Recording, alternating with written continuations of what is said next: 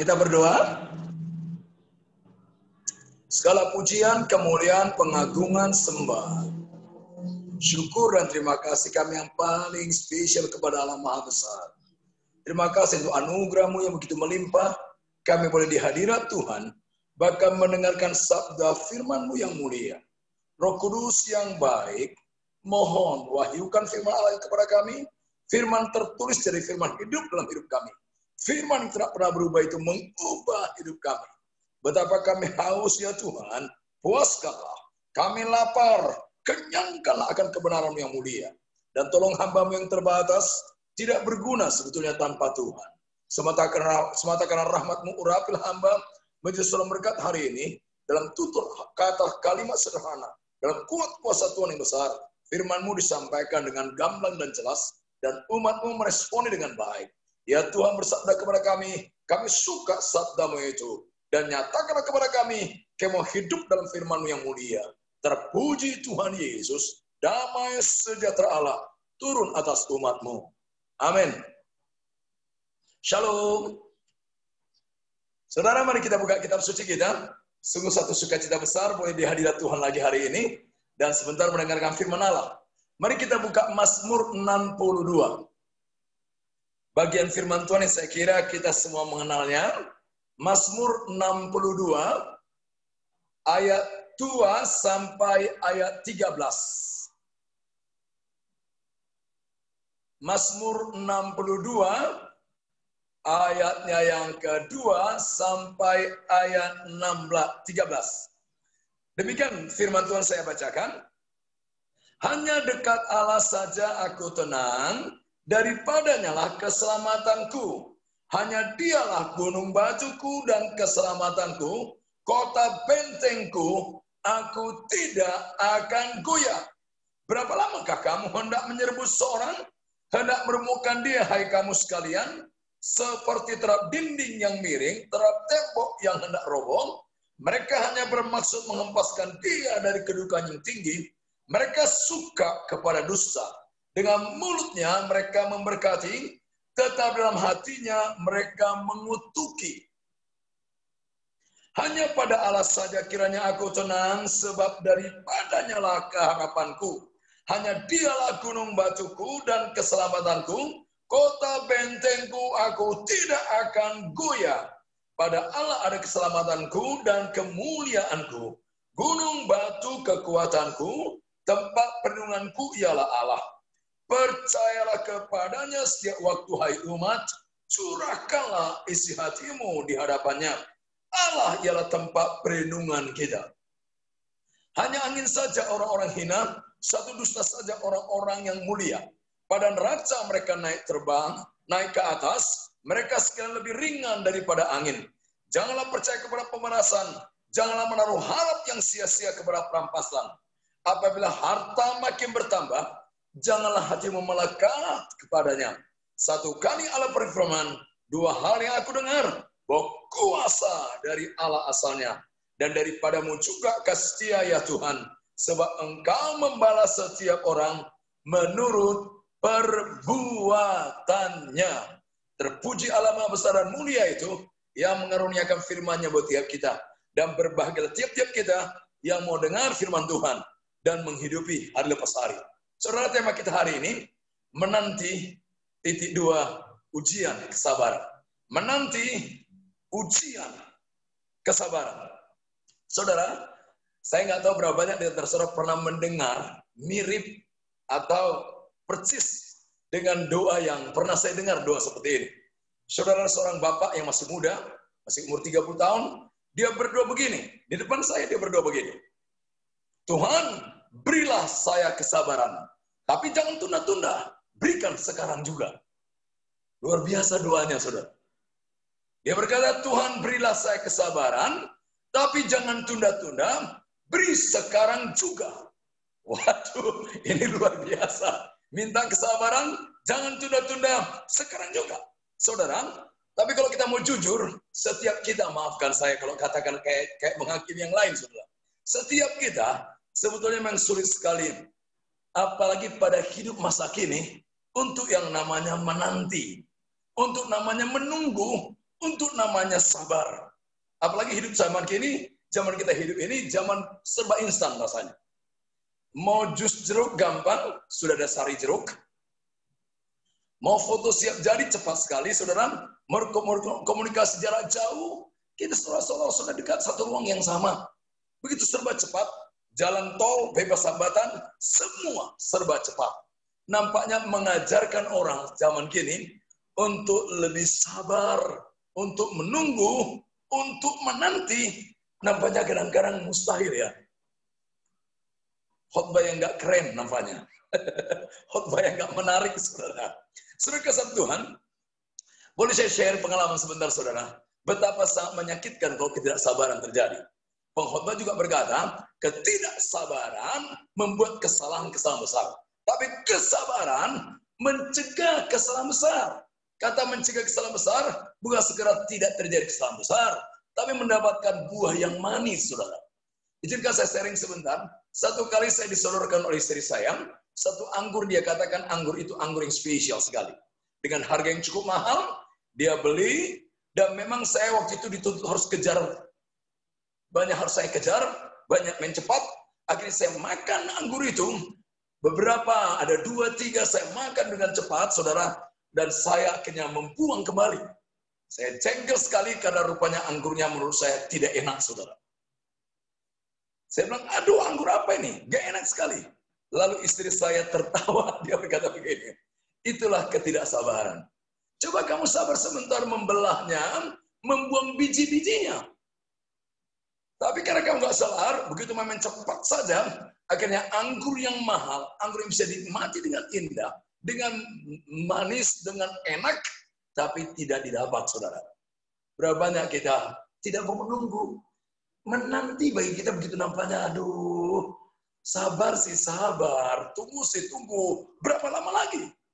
Saudara kesan Tuhan, tema kita, menanti ujian kesabaran. Saudara, kalau kita perhatikan sebentar saudara, memang saya harus katakan saya orang cukup sibuk, mungkin saudara juga demikian. Untuk membelah anggur pun saya sulit sekali rasanya. Gak usah heran, perkataan menunggu nampaknya menjadi barang yang sulit buat saya tadinya. Tapi terus saya mau belajar, saudara. Menanti, terus nanti. Saudara, bukankah seringkali, coba perhatikan, bukankah umumnya setiap kita seringkali lebih bersuka cita melakukan apapun daripada tidak melakukan apa-apa. Contoh, saudara, masih ingat gak saudara ketika mau naik lift lantai 30? Waktu saudara sedang menunggu memencet, saudara lihat liftnya masih di lantai 28, ada petunjuk begitu. Orang bukan menunggu dengan baik tenang, tapi ada di kegiatan mungkin ketok-ketok liftnya lah, pegang-pegang HP lah. Ya, lebih baik. Bahkan terkadang yang seringkali menyakitkan sekali, lebih baik banyak orang berbuat salah daripada menunggu. Betul atau betul? Berapa banyak orang akhirnya, waktu mau masuk, katakanlah mau ruang ke kamar kecil, waktu mau masuk, karena ada orang di dalam, lalu kita akhirnya teriak-teriak, ketok-ketok kasar, ketok-ketok dan dengan suara lebih kasar, saudara, karena nggak mau menunggu. Atau, masih ingat nggak namanya lampu kuning, lampu merah? Lampu kuning itu hati-hati, kecepatan diperlambat. Lampu merah itu artinya stop. Tapi kita lebih baik melanggar daripada menunggu, bukan? Halo? Lampu kuning malah kita percepat kecepatannya, lampu merah pas merah kita katakan puji Tuhan, pas banget deh. Pas banget melanggarnya, saudara. Lebih baik kita melanggar daripada menunggu. Saudara kasih Tuhan, bagaimanapun juga kalau kita perhatikan dengan baik, saudara, coba kita perhatikan dengan baik, bahwa sebetulnya menanti lebih merupakan satu keharusan daripada perkecualian. Pengecualian adalah bagaikan suatu pintu terbuka. Begitu ada kesempatan, saudara gunakan, saudara masuk. Ya, itu demikian. Tetapi menanti sementara pintu masih ditutup, tidak berarti sebetulnya, saudara, itu berarti saudara sedang di luar kehendak Tuhan. Bahkan sebaliknya seringkali, Ketika menanti, pintu masih ditutup, itu harus menunggu. Itu bukan di luar kehendak Tuhan. Seringkali justru itu sedang berada di pusat kehendak Tuhan. Bukankah sebaiknya seorang ibu melahirkan itu harus pas 9 bulan tepat? Menunggu. Bayangkan kalau melahirkan itu sebulan cepat, saudara. Seperti apa bayinya? 2 bulan, 3 bulan, menanti. Saudara, seringkali itu justru dalam pusat kehendak Tuhan. Sekali lagi, pengecualian adalah pintu yang terbuka. Dalam hidup ini, saudara, lampu hijau itu hanya menyala beberapa detik. Tetapi selebihnya adalah lampu kuning dan lebih lama namanya lampu merah. Lampu merah itu lebih lama. Dan lampu merah sedang berkata apa? Tunggu. Tapi di situ orang nggak suka sekali. Maka eksiden pun terjadi. Hal yang sangat menyakitkan pun terjadi. Saudara, menantikan Allah berarti perhentian. Bukannya penuh kekhawatiran, tetapi saudara perhentian dengan tenang. Menanti bukan, saudara memberikan kesan baik-baik saja, tapi hati galau. Wajah nampaknya tenang-tenang saja menunjukkan kekuatan yang hebat, tetapi hati begitu tercapik-capik. Bukan saudara kesan Tuhan. Mungkin berapa banyak kita nampaknya menanti, nampaknya memberikan wajah tenang, tapi hati gelisah. Orang suka pakai topeng, saudara. Saudara kesan Tuhan, coba perhatikan. Jika saya kasih ilustrasi sederhana, saudara. Satu cerita, saudara, ketika Perang Korea, ada prajurit Amerika, 12 orang menyewa satu rumah, saudara. Satu rumah, mereka tinggal di satu rumah itu, di Korea Selatan tentu. Lalu mereka sewa satu rumah supaya mereka rasanya lebih enak, bisa sehari-harinya lebih bisa siap untuk jadi tentara. Lalu mereka membayar satu asisten orang Korea Selatan untuk membantu mereka. 1 minggu, 2 minggu, 3 minggu, para prajurit muda ini, Amerika ini, 12 orang ini melihat kesan yang sangat senang lihat anak muda Korea Selatan yang jadi asisten mereka. Mereka memuji mereka, anak ini sabar sekali. Begitu baik. Namun yang terjadi, mereka punya ide. Mereka tahu anak ini baik, yuk kita kerjain yuk. Mereka pun pengen kerjain anak muda ini. Seperti apa kesabarannya. Lalu satu kali saudara, waktu itu pas memang jam harus dia kerja, anak muda ini kerja, rupanya malam-malam sepatu dari orang Korea ini, asistennya mereka ini, dipaku saudara. Jadi waktu dia jalan, malah dia jatuh saudara. Karena sepatunya dipaku. Tapi dengan tenang, anak muda Korea ini mencabut paku-paku di sepatunya saudara. Lalu besoknya dikerjain lagi saudara. Satu kali dia harus mau kerja, tiba-tiba kompor tempat masak diberikan minyak bergemuk dan kotoran-kotoran, saudara. Wah, kini dia telah memasak, dia ekstra kerja. Tapi orang-orang Amerika ini melihat, kok anak muda ini begitu tenang, begitu baik. Besok-besok mereka kerjain lagi, saudara. Lalu mereka bikin apa? Waktu dia masuk rumah, masuk satu ruangan, ada ember dibikin di balik pintu. Ketika dibuka, saudara, ember dengan isi air kotor, saudara, tumpah ke muka dan ke badan dia. Tapi anak muda ini begitu tenang sekali. Berkali-kali dia dikerjain, saudara. Lalu apa yang terjadi? Setelah beberapa kali sudah dikerjakan, akhirnya anak-anak muda prajurit Amerika ini panggil orang Korea ini. Mereka bilang gini, luar biasa kau begitu sabar. Luar biasa kau begitu baik. Kami harus katakan hari ini, maafkan kami, berkali-kali kami ngerjain kamu. Mulai sekarang, kami pengen sekali tidak lagi kerjain kamu. Lalu orang Korea ini berkata begini, berarti mulai besok-besok, tidak lagi ada acara paku sepatu saya? Tidak ada lagi. Berarti mulai besok-besok, tidak ada lagi bikin minyak gemuk dan kotoran di kompor? Oh tidak kami lakukan lagi. Berarti mulai besok-besok tidak bikin lagi ember di balik pintu supaya saya tidak basah. Oh tidak bikin lagi. Lalu si asisten orang Korea ini berkata begini. Terima kasih ya. Berarti mulai besok-besok tidak ada lagi acara saya bikin ludah dan riak ke dalam sop tiap makanan-makanan yang saya sudah sajikan. Walah, saudara. Kelihatannya anak muda ini begitu sabar, begitu baik, tapi sementara kita tidak sabar, tapi maafkan saya, saudara. Berapa banyak kadang-kadang kita nampaknya menanti, sabar, tapi hatinya dongkol. Kayaknya saudara nggak punya pengalaman kayak gitu ya. Saya punya, saudara. Tapi biarlah itu masa lalu. Biar itu masa lalu. Saudara kasih Tuhan, mari kita lihat bagian ayat ini. Ini Mazmur untuk menumbuhkan kesabaran. Ini firman Tuhan sangat menarik sekali.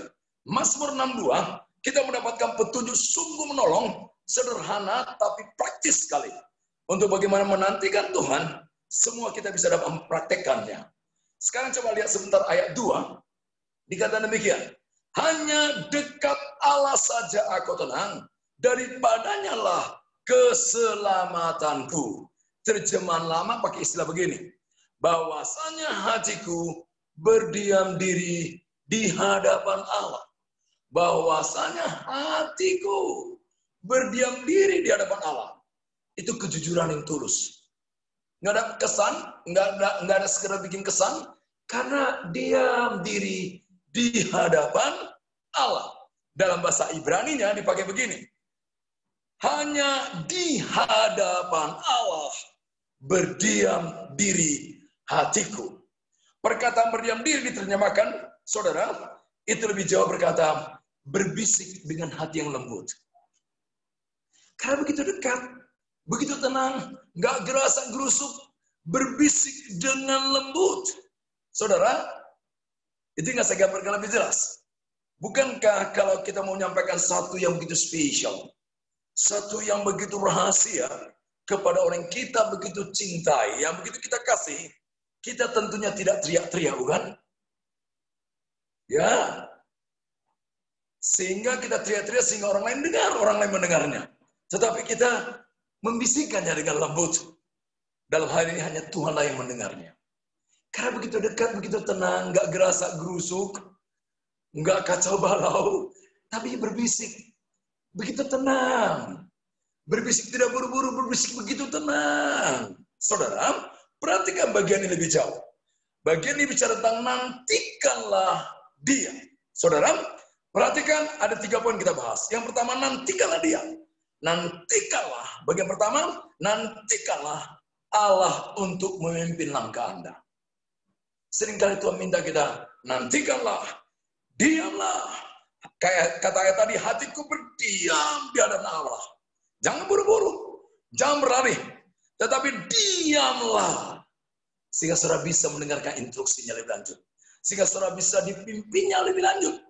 Diamlah, tenanglah. Saudara perhatikan, lampu merah berarti tunggu. Perhatikan baik-baik. Saudara tidak bisa menunggu sambil berlari. Kita kadang-kadang nunggu, tapi begini. Iya, aduh, gimana ya? Aduh, enggak. Tunggu, diam. Dengarkan instruksinya. Tunggu, nantikan dia. Ia akan memimpin langkah Anda. Saudara, coba perhatikan ayat 2 tadi. Dalam bahasa aslinya katakan, hatiku berdiam diri di hadapan Tuhan. Itu satu pernyataan. Tapi lihat ayat 6, kata yang dipakai adalah kalimat perintah. Tetapi engkau, hai jiwaku, berdiam dirilah di hadapan Allah. Satu pernyataan yang bagus. Diam di hadapan Allah. Tapi ada waktunya berkata begini. Jiwaku, diam. Ada saat-saatnya kita perintahkan diri kita diam. Diam. Saudara, seringkali saya juga berkata sama diri saya. Richard, tenang. Diam. Tunggu. Diam. Betul-betul diam. Karena seringkali pikiran saya berisik sekali. Perasaan saya berisik sekali, ribut sekali. Will saya, apalagi sudah ada beberapa pengalaman-pengalaman nampaknya terbukti hebat, terbukti benar, terbukti jago. Akhirnya pengen sekali will saya bertindak langsung. Tapi saya harus katakan, Richard bukan segera menyatakan diam di hadirat Tuhan. Tapi saya harus katakan perintah. Jiwaku diam di hadirat dia. Pernahkah saudara melakukan hal itu? Saya kira ini satu perintah yang baik dalam situasi COVID-19 ini. Ini waktu yang baik supaya kita akan melihat instruksi Allah lebih lanjut. Supaya kita bisa dengan terang menerima pimpinan langkah Allah lebih jauh. Ini waktunya diam. Memang banyak orang katakan, lama banget ya. Berapa lama ya? Ya, itu namanya makrotimia. Itu namanya kesabaran. Panjang hati. Nantikanlah dia, supaya saudara dan saya bisa mendengar instruksi baru. Nantikanlah dia untuk memimpin langkah Anda lebih lanjut. Nanti saudara baca Mazmur 46 ayat 11 berkata begini. Diamlah, aku Tuhan. Kata Tuhan, itu Tuhan di atas segala Tuhan. Aku pemimpinmu, aku pemilikmu, aku punya otoritas atasmu. Diam. Diam. Saudara kasih Tuhan yang kedua, nantikanlah. Itu satu sikap percaya bahwa Allah akan menyediakan keperluan kita. Kadang-kadang kita berkata, gimana dong kalau diam terus, kalau gini terus, gimana? Saudara, Allah katakan dengan tenang aku diam. Nantikan dia. Itu satu sikap percaya sungguh bahwa Allah akan menyediakan apa yang saudara perlukan. Coba lihat kembali saudara, firman Tuhan yang kita baca tadi, lihat ayat 2 kembali. Ayat 2 katakan, hanya dekat Allah saja aku tenang, daripadanya lah.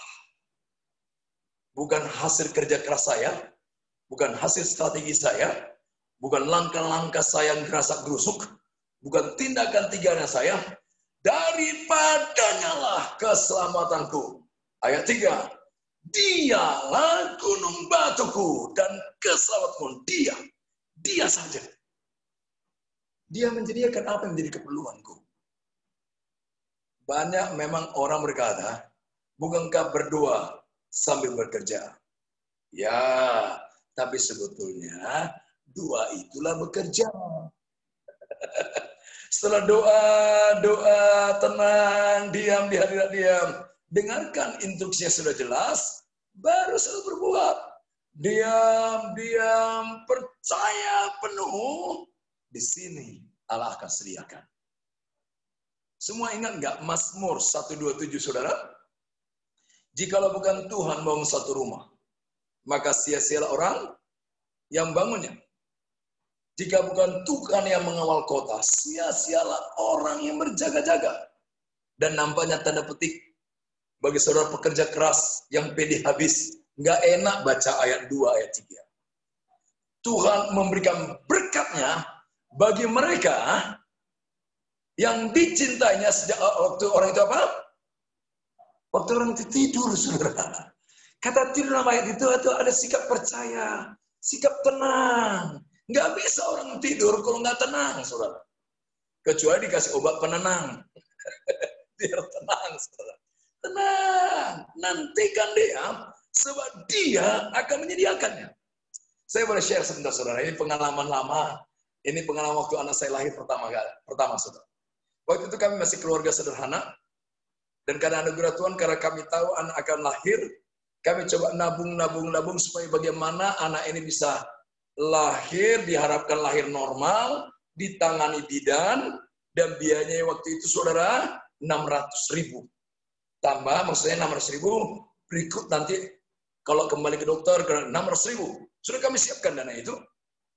Harapannya dia akan tangani bidan. Kami nggak bisa ke rumah sakit besar, tapi rumah bersalin gitu saudara. Lalu singkat cerita pada hari menjelang melahirkan, tiba-tiba istri saya terjadi flek. Katanya air ketuban pecah. Saya tanya, kebetulan nggak jauh dari rumah saya, itu rumah orang tua saya. Mama saya bilang, bawa cepat. Kami bawa ke rumah bersalin, saudara. Lalu rumah bersalin, periksa, katakan, ini tidak bisa lahir normal. Ada ari-ari yang melilit. Kok bisa tahu ari-ari melilit? Ya, akhirnya di USG saudara ada ari-ari melilit. Nggak bisa lahir normal. Dia harus operasi. Waduh, saya pikir kalau operasi uangnya berapa? Dan kalau operasi nggak bisa di rumah sakit bersalin ini, harus ke rumah sakit yang besar. Lalu dirujuk ke rumah sakit Kartika di Pulau Masana. Hitung-hitung sekian juta, saudara. Saya bisa pikir, waduh, uangnya 600.000. Lalu saya pikir gimana? Saya bilang enggak, normal. Tapi tetap dibawa ke rumah sakit besar, saudara. Normal. Lalu lewat semalam, anak ini nggak bisa lahir.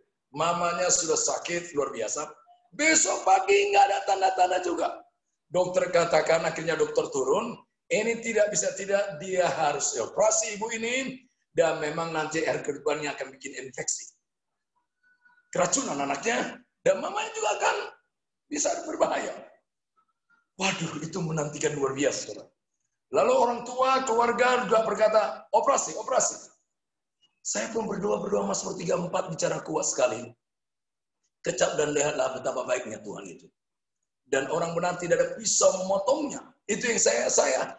Ayat itu bicaranya begitu ke saya. Lalu saya pun menanti lagi. Lalu sudah 24 jam lewat. Orang-orang juga udah teriak, sana family sudah teriak, harus operasi. Waduh. Dan itu begitu menggelisahkan sekali. Akhirnya hari itu saya pakai mimbar, ada paling pojok belakang di rumah sakit itu. Saya kunci kamar kecil toiletnya, saudara. Di situ saya berwaktu diam, tenang dia. Diam, tenang, berdua saja. Menyembah. Dan luar biasa. Ketika saya mulai doa, menyembah. Memang saya nggak tahu apa yang terjadi sama istri saya. Saya nggak mendampinginya. Ketika rasanya sudah cukup saya menyembah waktu itu, menanti-nantikannya, tenang di hadapan Tuhan. Saya keluar, baru aja keluar. Tiba-tiba ada keluarga saya keluar dari kamar. Dari mana aja kamu? Itu istrimu sudah lahir, sudah melahirkan. Waduh, saudara, dia saja yang menjawab kebutuhan. Saya tidak katakan operasi itu salah, tapi memang tidak ada sejahtera saya untuk melakukan operasi. Utamanya bukan karena uang. Tapi karena Mazmur 34 berbicara kecaplah dalam betapa baiknya Tuhan, dan tidak ada pisau yang memotong. Wah, itu saya sejahtera ayat itu. Bukan saya kata operasi salah, saudara ya.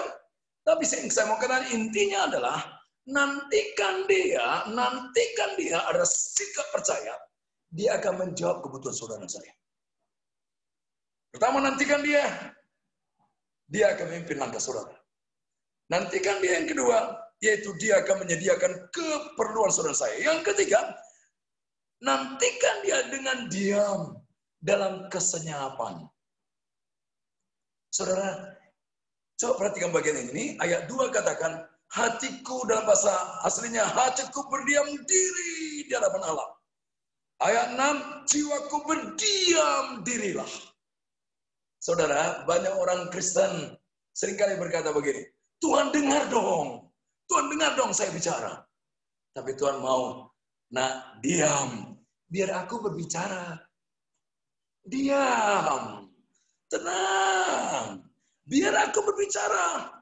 Saudara, salah satu saat yang paling indah dalam doa ialah waktu-waktu kita mengucapkan sepatah kata pun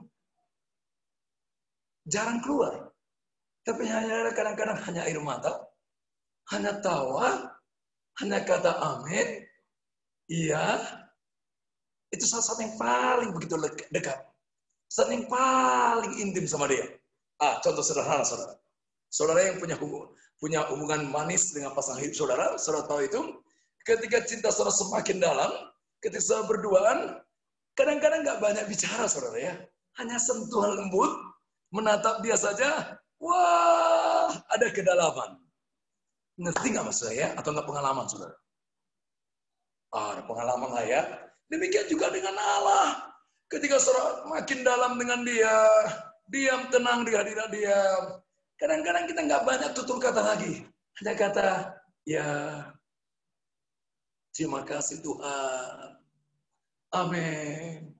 Kadang-kadang nangis. Kadang-kadang ketawa aja. Ya, karena dalam kedalaman, dalam kesenyapan dengan dia. Dekat dengan dia. Yang keempat, nantikan dia dalam kemantapan dan keyakinan. Lihat sekali lagi ayat 3, saudara. Hanya dialah gunung batuku dan keselamatanku, kota bentengku, aku tidak akan goyah. Yuk, nantikan dia dalam kemantapan. dengan penuh keyakinan. Seringkali kita menanti tapi nggak mantap ya. Tunggu sih tunggu, waduh, gimana sih? Covidnya berapa lama lagi sih nih? Kondisinya kok kayak gini terus sih? Nantikan yuk dengan kemantapan dan dengan keyakinan. Dengarkanlah suara kasam Tuhan. Sungguh begitu mantap di dalam mempercayai Tuhan. Itulah cara kita menantikan Dia. Lihat sekali lagi ayat 3. Hanya Dia gunung batuku dan keselamatanku. Kota bentengku, aku tidak akan goyah. Yuk kita percaya poin terakhir. 2 poin terakhir, saudara. Selanjutnya pengertian mengenai kesabaran. Saudara coba lihat. Kesabaran bukan kekonyolan sebetulnya. Kesabaran bukan kita jadi pecundang. Kesabaran atau terus menanti bukan kalah dan korban. Tapi sebetulnya, saudara coba perhatikan, namanya menanti-nantikan Dia. Kita akan mengalami kekuatan baru yang melimpah-limpah. Bahkan kemenangan yang begitu besar. Coba masih ingatkah kita, Yesaya 40 ayat 31, orang-orang yang menanti-nantikan akan Tuhan mendapatkan kekuatan baru. Bahkan kalau saudara ingat Yesaya 40 ayat 31, mereka bagikan apa katanya? Mereka akan seperti Raja Wali yang naik terbang dengan kekuatan sayapnya. Mereka berlari dan tidak menjadi lesu. Mereka berjalan dan tidak menjadi lelah. Saudara, izinkan saya share sebentar, saudara. Orang yang menanti-nantikan Tuhan. Kata menanti dalam bahasa Yesaya 40 ayat 31 berarti merentangkan. Berarti surrender. Berserah penuh percaya. Sehingga akhirnya menjadi kuat. Ini berarti ada pertukaran, saudara. Pertukaran apa? Kelemahan-kelemahan saudara, ketidakberanian saudara, menjadi Allah berikan vitalitas dari Allah sendiri. Kekuatan Allah sendiri. Saudara, kelemahan-kelemahan kita bagaikan benang-benang sarang laba-laba digantikan dengan lilitan baja. Sehingga api kayak manapun tidak bisa menghanguskannya. Ada pergantian, saudara. Saat saudara dan saya menanti-nantikan, ada orang katakan, lo nggak pede banget sih. Saudara menanti-nantikan, ada orang katakan, kamu tuh pecundang. Saat menanti-nantikan sebetulnya adalah kemenangan besar. Karena ada kekuatan baru diberikan. Mereka seperti Raja Wali yang naik terbang, berlari, tidak akan menyerah, berjalan lagi, menjalaninya lagi, tidak akan kehabisan, saudara kasam Tuhan. Nah sekarang saya tutup manfaat menanti. Saudara kalau lihat Mazmur 62, ada 2 manfaat menanti. Singkat saja, saudara. Manfaat menanti yang pertama, saudara kalau lihat ayatnya yang mulai dari ayatnya 6 sampai 12, ada 2 manfaat menanti. Menanti yang pertama hasilnya apa? Iman yang lebih naik dan perspektif yang mulia. Saudara coba perhatikan ayat 1 sampai 5 tadi. Dia menyebut memang Tuhan gunung batu, Tuhan perlindungan. Tapi ayat 5 masih tetap ada gangguan. Seteru musuh itu ayat 4 dan 5 begitu kuat mengganggu. Tapi sampai ayat 6 sampai ayat 12 semakin menantikan Tuhan, nggak ada gangguan lagi dari si musuh. Bukan berarti musuh nggak ada. Tapi muncul iman yang naik level. Terus perspektif yang begitu mulia. Coba lihat saudara, mulai ayat 6 sampai 12, saya baca singkat-singkat saja. Ayat 6 kata apa? Dialah harapanku. Ayat 7, dialah gunung batu, juru selamatku. Ayat 8, dialah kemuliaanku. Ayat 8, tempat perlindunganku. Ayat 12, Allah penuh kuasa. Ayat 12, Allah penuh kasih setia. Perlu saudara saya, seringkali kita katanya menanti Tuhan, tapi terus masalah itu terus mengganggu, terus mengalihkan perhatian. Katanya kita sudah berdoa, menantikan Dia, tapi karena tidak sungguh-sungguh menanti, maka masalah itu hadiratnya makin begitu tetap ada dan begitu kuat nampaknya mengganggu. Tapi harusnya orang yang menanti-nantikan Tuhan, imannya naik level, perspektifnya lebih tinggi lagi dalam kemuliaan. Tuhan saja, Tuhan saja, Tuhan saja. Contoh perspektif saudara ya. Saudara masih ingat orang banyak begitu ketakutan melihat Goliat muncul.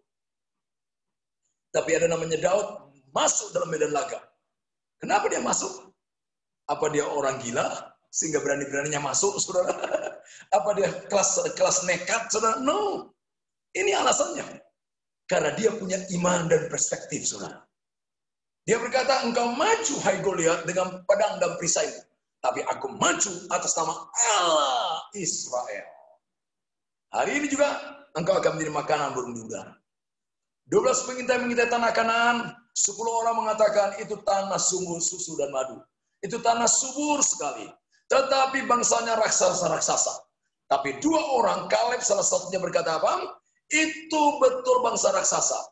Tapi bukan mereka yang telan kita. Karena Allah kita telan mereka. Si musuh tidak jadi gangguan lagi. Tapi Tuhan yang mendominasi. Pikirannya, benaknya, hidupnya. Yang kedua hasilnya adalah kalau kita terus menantikan dia. Manfaatnya adalah yang kedua, lihat ayat 9. Hidup jadi inspirasi bagi orang lain. Hidup membawa orang lain untuk bergabung sama Tuhan. Yuk, jadikan saat-saat seperti ini. Menjadi kehidupan kita menantikan dia.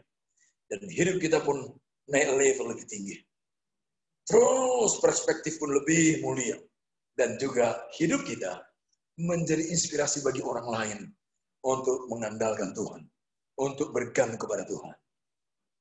Tuhan memberkati selama memasuki nantikan dia ujian kesabaran yang baik buat kita. Mari kita berdoa.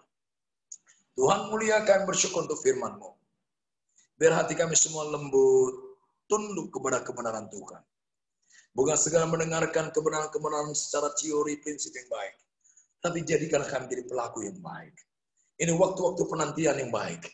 Supaya kami siap mendengarkan instruksi-Mu, kepimpinan-Mu. Lebih lagi Tuhan. Dan kami punya sikap percaya saat kami menanti. Bahwa Allah sendiri akan menjawab, akan menyediakan keperluan kami. Ampuni, seringkali kami merasa cukup kuat.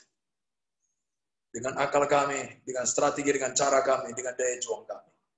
Ini waktunya kami menantikan Tuhan. Dan biar kami menanti dengan senyap, dengan tenang di hadirat Tuhan. Menanti dengan mantap, dengan penuh keyakinan. Dan kami akan menikmati kemuliaan yang besar itu.